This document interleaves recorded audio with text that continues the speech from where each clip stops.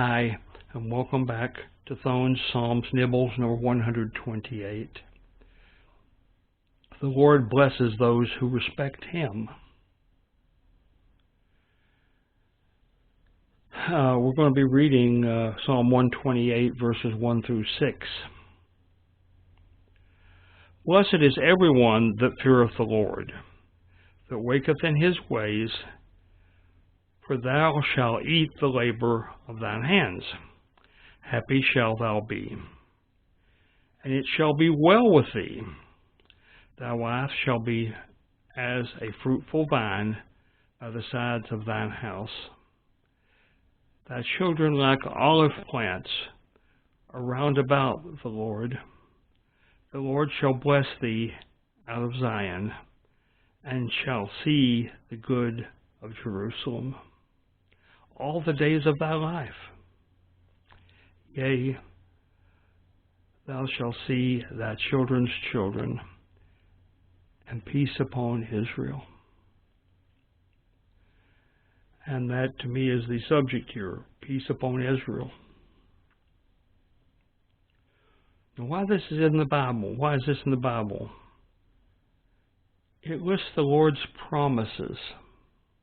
The Lord makes a lot of promises in the Bible, and that's exciting to us, or should be exciting to us, because we know that it's true. What He says is true.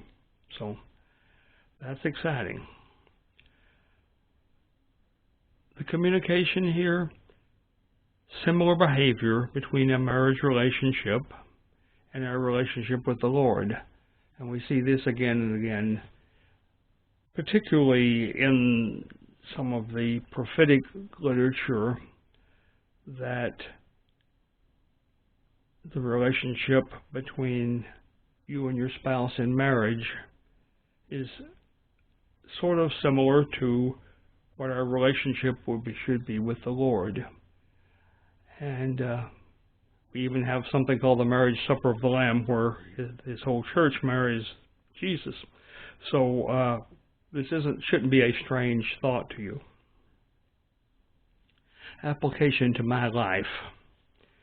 Many marriages in the ancient Near East were not as God intended for them to be.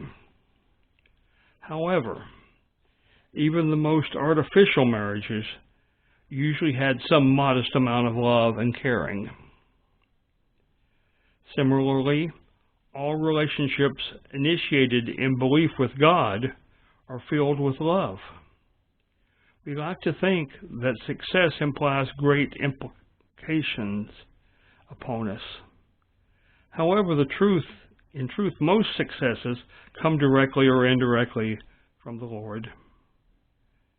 In that time, there was great symbolic reference of the vine and the olive tree to success, and the rewarding of efforts. Thus, prayers for your wife being a fruitful vine and your children like olive plants are truly meaningful.